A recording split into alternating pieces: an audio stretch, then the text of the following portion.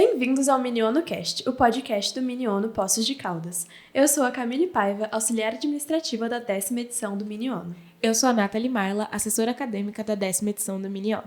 E hoje estamos aqui com a presença da diretora do Comitê Temático Cúpula do Futuro 2024, Gabriela. Muito obrigada, Camille. Oi, eu sou a Gabriela, diretora do Comitê Cúpula do Futuro, e é um prazer estar aqui com vocês. O prazer é todo nosso de te receber para essa conversa tão importante e tão atual que a gente vai ter sobre a Cúpula do Futuro e quais são os seus posicionamentos. A primeira pergunta que a gente vai trazer, então, é por que a reunião da ONU aconteceu? Por que a cúpula aconteceu? O que eles estavam prevendo com essa reunião? Então, a história da Cúpula do Futuro, na verdade, começa lá em 2015, com a formulação da Agenda 2030, que deu origem aos 17 Objetivos de Desenvolvimento Sustentável. A cúpula ela vai acontecer em 2024 para atualizar e contextualizar essa agenda para o cenário mundial atual, respondendo às novas demandas e novos desafios dessa época. As reuniões também tinham o objetivo de avaliar o progresso e propor ações mais concretas para facilitar o cumprimento das metas até 2030. Foi uma série de discussões de diversos tópicos que são pautados em 5 questões centrais, que são financiamento para o desenvolvimento, paz e segurança internacional, ciência e tecnologia, inovação e cooperação digital, jovens e gerações futuras e governança global. Dentro desses temas, dessa diversidade de temas, o nosso comitê ele vai estar focado naqueles que abordam a equidade de gênero e o empoderamento feminino, que está previsto no ODS 5 da Agenda 2030. Muito legal, Gabi, o comitê. Eu acho ele muito interessante. E aí a gente sempre pensa que todo comitê está inserido em algum cenário internacional, em algum contexto, né? Então, qual que é o contexto que a cúpula está inserida? Então, nos últimos anos, a gente presenciou diversas transformações no cenário internacional e diversos desafios também interseccionados. Então, teve a pandemia de Covid-19, crises econômicas, conflitos armados e mudanças climáticas, além de diversos avanços tecnológicos também. Então, o comitê ele vem para abranger esses desafios e esses avanços tecnológicos e construir uma governança global mais eficiente diante de crises globais. É muito interessante ver, então, como que a ONU vem tentando trabalhar com todas essas agendas tão distintas uma das outras, então pensar nesses 17 ODS que ela vem planejando e como que eles vão afetar, principalmente no Comitê Cúpula do Futuro 2024, que a gente vai trabalhar no Miniono, essa equidade feminina e como que todas essas crises, elas afetam de uma forma totalmente desigual, especialmente as mulheres em situação vulnerável. Então, a partir disso, qual que você acha que é a relevância desse comitê para o cenário atual? Então, o comitê foi muito importante para reafirmar o compromisso das nações com o desenvolvimento sustentável, fortalecer a cooperação multilateral também e integrar essas novas agendas. Durante essas reuniões, foi construído o Pacto Global para o Futuro, que é baseado em direitos humanos, equidade e sustentabilidade, para garantir um melhor futuro para as gerações, né? E aí, pensando nesse melhor futuro para as gerações e os atores que estavam ali, predispostos a debater sobre isso, quais atores você traz para a gente, Gabi? Nas reuniões, todos os 193 países participantes da ONU discursaram, e nesse comitê a gente vai trazer, então, uma diversidade de ideologias e posicionamento entre os atores.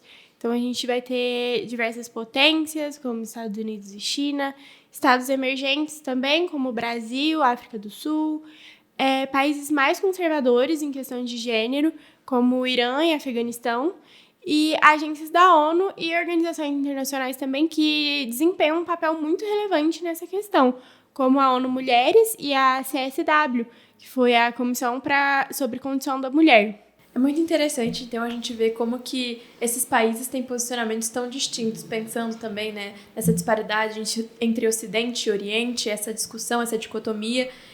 Pensando nisso, o que você traz pra gente desse posicionamento esperado dos atores? Então, a gente tem diversos posicionamentos e um debate muito interessante entre países com políticas de gênero bem avançadas e progressistas e países mais conservadores. Também vamos ter diferentes realidades sociais e econômicas.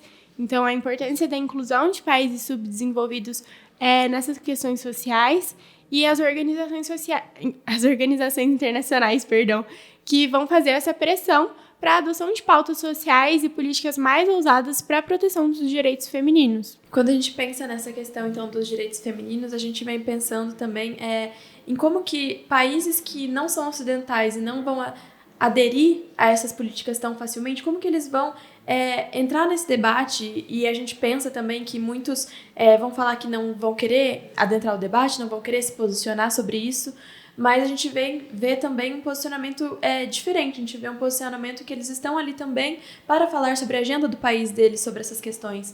Então, o tema da Cúpula do Futuro de 2024, ele trouxe esses posicionamentos imprevisíveis de alguns países que a gente não pensava que seria dessa maneira. Então, eu acho muito interessante também como que a gente espera o posicionamento de alguns de uma forma e eles trazem algumas inovações nessa questão. E aí, pensando nisso, a gente também pode começar a pensar nos grupos de interesse, né? Porque cada país vai ter o seu interesse, vai ali para defender, mas no final das contas você acaba achando outros países que têm um posicionamento semelhante, né? Então, Gabi, quais seriam os grupos de interesse que você destacaria dentro da reunião?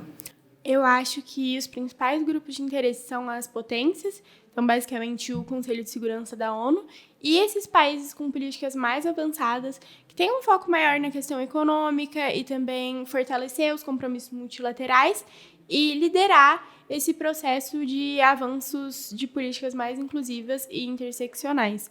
Tem também as nações em desenvolvimento, né, que vão prezar por um acesso ao financiamento internacional, cooperação técnica e o apoio para a adoção dessas políticas mais sociais. Os países conservadores, com certeza, que vão defender seus valores tradicionais e religiosos e a importância de garantir a sua soberania nesses debates mais culturais. As organizações internacionais também, que vão integrar essa perspectiva de gênero em todas as agendas globais, como educação, saúde, meio ambiente, paz, e garantir esse cumprimento das ODS. É muito interessante, então, a gente ver esses grupos de interesse sendo formados dentro de um comitê da ONU, porque a gente percebe, então, já como que esses posicionamentos e essas agendas, elas já estão circulando há um tempo e como que elas já vão ampliando também e concretizando esses grupos que vão se posicionar de forma semelhante uns aos outros. Mas é muito interessante também pensar como que esses interesses privados vão afetar esses grupos de interesses e posicionamentos de cada estado.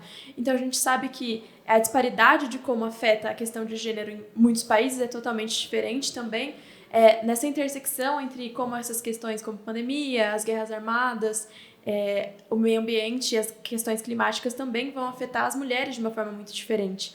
Então, pensar como que esses movimentos também, essas ONGs, essas OIs vão pensar esse movimento feminista que vão para além também do movimento feminista liberal, que vai pensar de uma perspectiva muito fechada e exclusiva desses países ocidentais e vão tentar ampliar ainda mais esses movimentos para trazer também uma representatividade maior nesses espaços de negociação. É muito interessante também essa variabilidade de atores, porque quando a gente fala das mulheres, não são só as mulheres que têm que correr atrás para que aquilo mude, né? Para que o cenário mude. Então é muito bom ver outros atores se mobilizando, entendendo a importância dessa questão dentro de todo esse contexto que você trouxe pra gente e se mobilizando mesmo para trazer a diferença, para fazer a diferença de alguma forma, né? Exatamente, porque quando a gente pensa que o movimento feminista é feito para as mulheres, mas ele tem que ser pensado também para os homens, porque é eles que acabam violentando e fazendo essas questões serem cada vez mais extremas. Então, acho que é muito importante a gente pensar realmente esse movimento para ser uma agenda que inclua todos, porque é necessário. Eu acho que isso é totalmente importante, eu acho que o seu comitê vai trazer esse debate muito essencial para a gente nesse mini-ONU. Bom, esse foi mais um episódio do Mini ONU Cast. Muito obrigada, Gabi, por estar aqui. Foi um prazer conversar com você e por compartilhar todo esse conhecimento com a gente. Muito obrigada, Nathalie, Camille, muito obrigada aos ouvintes. Eu espero vocês na 10ª edição da Mini ONU. Gostaria de agradecer, então, aos ouvintes e lembrar que esse podcast é uma produção da comissão organizadora da 10ª edição do Mini ONU em parceria com o Laboratório de Comunicação da PUC Minas Poços de Caldas.